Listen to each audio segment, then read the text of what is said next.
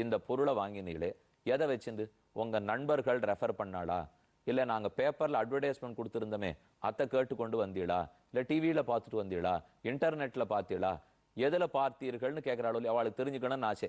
எதன் மூலம் நம்மளை பத்தின பப்ளிசிட்டி நடக்கிறது அப்படின்னு ஆசை.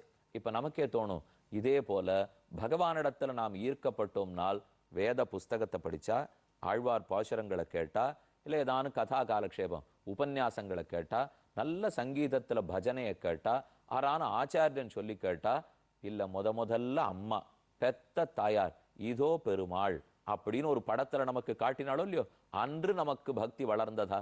இதற்குள் எதனால் பக்தி வளர்ந்தது? தாய் தந்தையர்கள் தான் நம் பக்தியை வளர்ப்பதற்கு முதல் குருவாக இருக்கிறார்கள். அவர்கள் குருவார்ந்து பக்தியை வளர்த்து விட்டுடுவார். பெருமாளை பத்தி சொல்லு, நெத்திக்கிட்டுக்கோ, விழுந்து சேவி, பெரியோர்களிடத்துல பண்போட நடந்துக்கோ, கண்ட இடத்துல ஆசையை வைக்காதே, பெருமானிடத்துல ஆசையோடுன்னு சொல்றாளோ இல்லையோ, அந்த ஆசையை கொஞ்சம் நாம கிளறி விட்டுனுட்டோம்னால் அப்புறம் ஆச்சாரியன் கெட்டுகிறார். அந்த ஆச்சாரியன் நமக்கு அடிப்படையிலேருந்து சொல்லி கொடுக்க ஆரம்பிக்கிறார். ஆச்சாரியர்கள் இருக்கவே தான் கட்டான் தரை போலே கிடக்கிற நம் உள்ளத்துக்கு ஒரு பாட்டம் மழை பெய்தா போலே பகவானை பத்தின அனைத்தையும் கேட்கும் வாய்ப்பு கிட்டுகிறது. இப்ப இந்த மாசம்லாம் இருக்கு பாருங்க, ஆனி மாசம் ஆடி மாசம், இந்த 2 மாசமே 2 மகாச்சாரியர்களை பெற்று கொடுத்த மாசம்.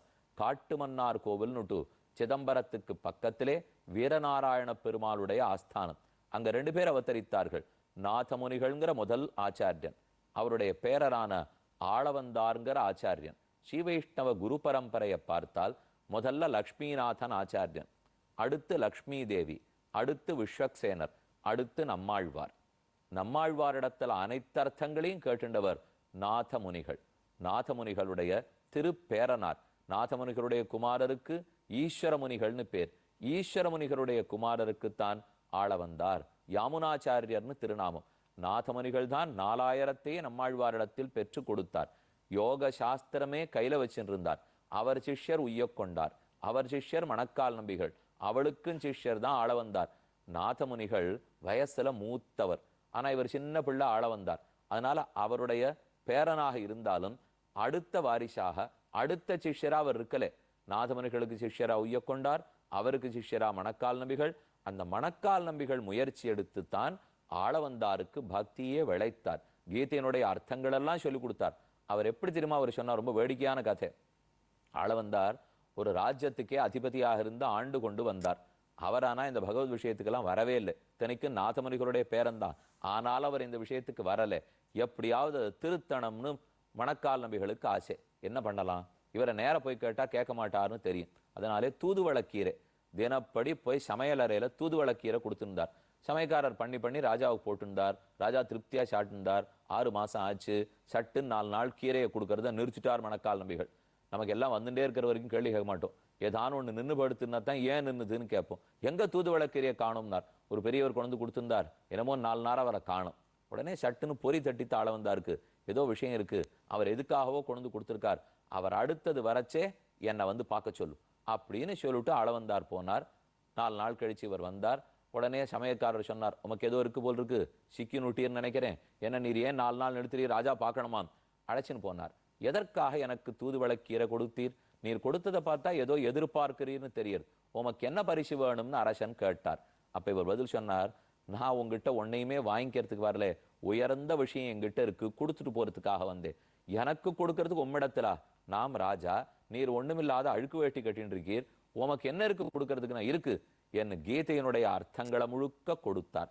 அதை கேட்ட ஆளவந்தார், ஓ சொற்களே இவ்வளவு அழகா இருக்கே, இந்த சொற்களால் சொல்லப்படும் கண்ணனை தரிசித்தால் எவ்வளவு அழகா இருப்பான், அவரை காட்டுவீரான்னு கேட்டார். காட்டுறேனே, திருவரங்கத்துக்கு அழைச்சின்னு போய் 2 தூண்களுக்கு நடுவிலே நிறுத்தி பெரிய பெருமாளிடத்தில் பிரார்த்தித்து, எல்லாருக்கும் கொடுக்கிற காட்சியை இவர் கொடுத்துட வேண்டாம், திருப்பாணாழ்வாருக்கு கொடுத்தீரே அந்த காட்சியை கூடும். கரியவாகி புடபரந்து மிளிர்ந்து செவ்வரி ஓடி நீண்டவ பெரியவாய கண்களை பெரிய பெருமாள் காட்ட யாமுனாச்சாரியருங்கிற ஆளவந்தார் அப்போதே ராஜ்யத்தை துறந்து பெருமானுக்காகவே ஆனார்னு சரித்திரம். அப்ப ஒரு ஆச்சாரியன் எவ்வளவு பிரயத்தனப்படுறார். நம்ம இடத்துல காதலை முளைக்கிறதுல இருந்து விதை விதைக்கிறதுல இருந்து தண்ணீர் ஊற்றி ஏறு இட்டு செப்பனிட்டு அதை நன்கு வளர்க்கிறாரோ இல்லையோ, அப்பேற்பட்ட ஆச்சாரியர்களுக்கு கண்டிப்பாக நாம் கடமைப்பட்டவர்களாக இருக்க வேண்டும். அகிருத்ரிமத்த சரணாரவிந்த பிரேம பிரகர்ஷாவதி ஆத்மவந்தம் பிதாமகம் நாதமுனிம் விலோக்கிய பிரசீத மத்விருத்தம் அச்சிந்தயித்வா யத் பதாம்போருக தியான வித்வஸ்தாசேஷ கல்மஷா வஸ்துதாம் உபயாத்தோகம் யாமுனேயம் நமாமிதம் என்ன இந்த ரெண்டு ஸ்லோகங்கள். ஒன்னு ஆளவந்தார் தன் தாத்தா நாதமுனிகளை பற்றி பாடினது, மற்றொன்று ராமானுஷர் தன் ஆச்சாரியனான ஆளவந்தாரை பற்றி பாடினது. இப்பேற்பட்ட ஆச்சாரியர்கள் பாரத தேசத்தில் பலரும் உண்டு. அப்ப முதல்ல நம்ம தாய் தந்தையர்களே குருவா இருந்து கத்துக் கொடுக்குறா. அதுக்கப்புறம் பக்தி மெதுவா வளர்றது. ஆனா போற மாட்டேங்கிறது. மேல அர்த்தத்தை தெரிஞ்சுக்கணும். நமக்கு பக்தி வளர போறது சாதுக்களோட இருக்கிறதுக்கு ஆசைப்படுறான் அப்படிங்கிறத தெரிஞ்சுட்டாலே சிறந்த ஆச்சாரியன் நமக்கு கிடைக்க பெறுகிறான். அவர் மேலும் மேலும் அர்த்தங்களை நமக்கு கொடுத்து உயர்ந்த ஸ்தானத்துக்கு கொண்டு போகிறார்ங்கிறதை சனத்குமாரர் உபதேசிக்கிறார்.